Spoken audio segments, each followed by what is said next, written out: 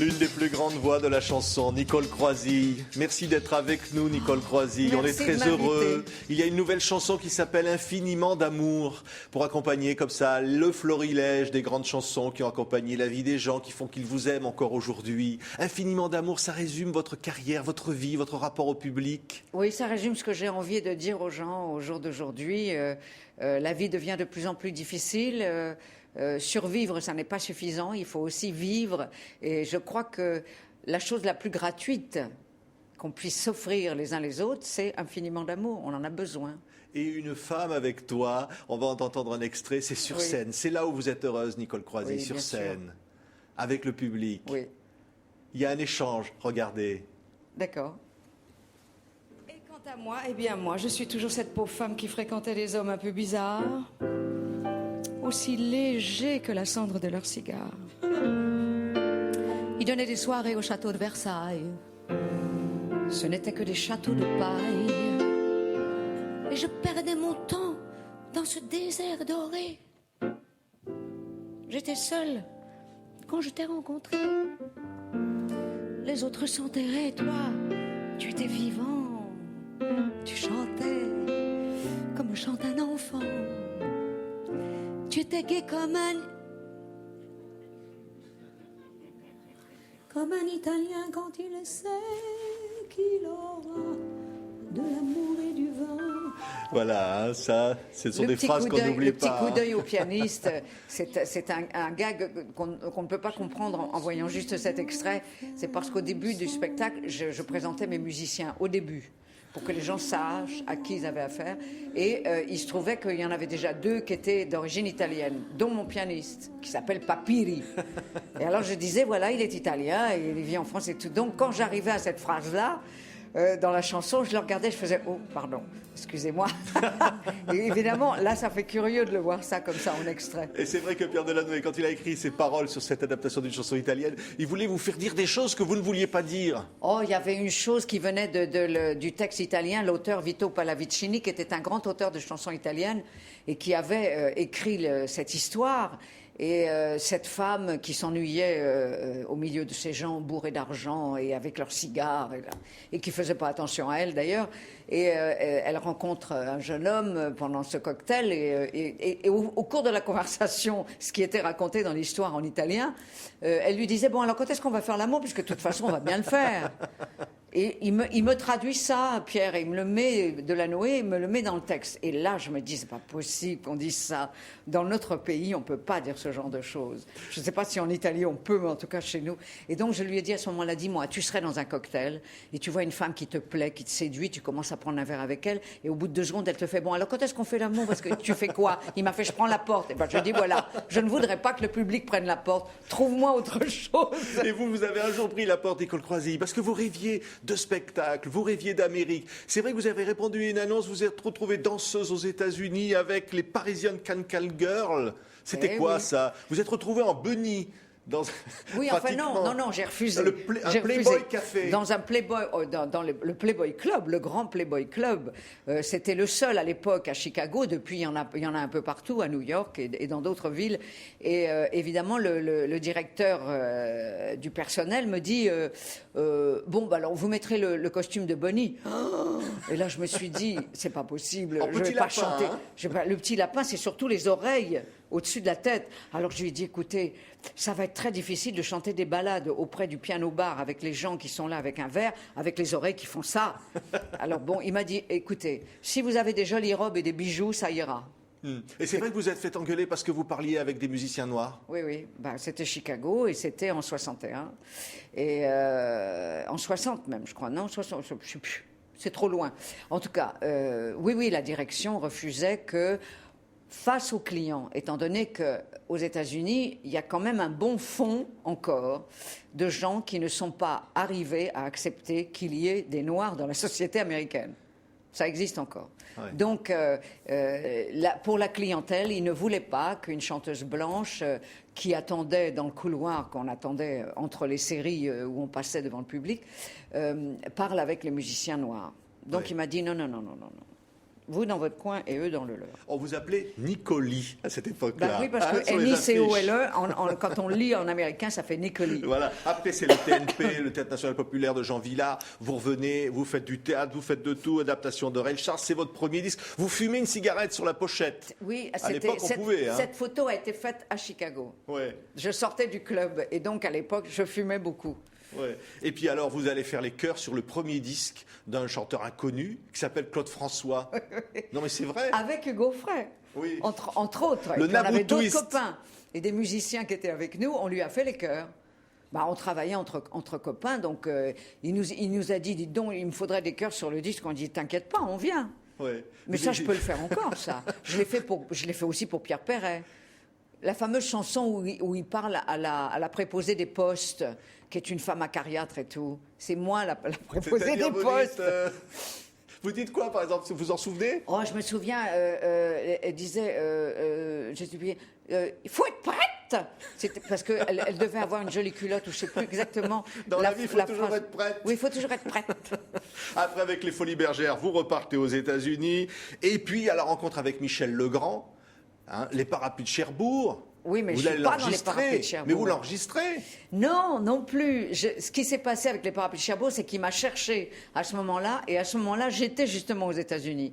Donc, il m'a pas trouvé. Mais par contre, moi, quand je suis repartie aux États-Unis pour rencontrer un producteur qui était Don Costa, qui était un arrangeur et un producteur magnifique, qui travaillait avec Streisand, Tony Bennett et tout ça, et qui voulait produire des artistes européens. Et je suis arrivée avec le disque des Parapluies de Cherbourg. Et je lui ai fait écouter en lui disant, regarde ça, voilà ce qu'un de nos compositeurs phares a écrit. Et quand il a entendu ça, il m'a fait, je le veux, je le veux, je le veux. Et donc j'ai servi de traductrice pour toutes les chansons, pour que l'auteur américain qui s'appelle Norman Gimbel, qui est devenu un ami depuis, puisse écrire les textes en américain pour que ça soit exploité aux États-Unis. Il y a quelque chose que vous ne raterez pas, c'est être la voix intérieure d'Anouk Aimé.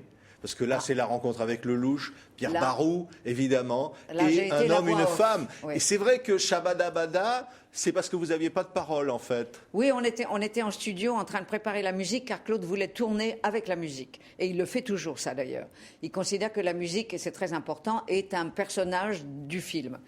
Et Pierre Barou n'avait pas encore écrit le texte. Donc, avec Barou, on se dit, qu'est-ce qu'on fait? J'ai dit, écoute, on va pas faire la la parce que c'est un peu cucu. Alors, comme on était tous les deux très férus de musique brésilienne, on a fait, et moi de jazz, donc on a fait des onomatopées, quoi, histoire de pas trop s'ennuyer. Et il est parti tourner avec ça, et quand il est revenu, qu'il a fini le tournage et qu'il commençait le montage, il a dit à Barou, tu te débrouilles comme tu veux, mais tu gardes Dabadabada, parce que ça n'est pas Shabadabada. Ah, c'est pas Shabadabada. Non, ça c'est un journaliste qui a écrit ça un jour, et depuis, apparemment, c'est plus facile de dire Shabadabada que Dabadabada, mais bon. Et alors vous êtes incroyable, parce que là c'est le triomphe, la Palme d'Or au Festival de Cannes et tout ça. Et qu'est-ce que vous trouvez à faire? C'est d'enregistrer un disque où vous cachez, vous changez de nom, on ne sait pas que c'est vous, vous vous appelez Tuesday Jackson. Je l'ai pas fait exprès. Hein. Ah oui, non mais... Non, mais c'était le réalisateur Marcel Carnet. Marcel Carnet, le réalisateur, il veut brusquement que toute la bande sonore soit faite par des anglo-saxons. Or, la production était en France, et moi, je travaillais dans une édition... C'est Les Jeunes Loups, le titre du film. Les Jeunes Loups. Et en fait, les gens se souviennent plus d'I'll Never Leave You que des Jeunes Loups, car malheureusement, le film n'a pas rencontré le succès des tricheurs qui avait été fait 10 ans avant. Et I'll Never Leave You. Voilà, ils voulaient que j'ai un nom américain, alors j'ai inventé ça en 2 secondes. C'était un extraordinaire souvenir, Nicole Croisy. On parlait tout à l'heure de Femmes avec toi. Il va y avoir toutes ces suites de succès. Je vous propose encore d'entendre un extrait d'une autre chanson. C'est par exemple, Parle-moi de lui. Puisque là-bas vous êtes ses amis, asseyez-vous et parlez-moi de lui. Il voulait voyager du sud au nord, et pour qu'il soit heureux, j'étais d'accord.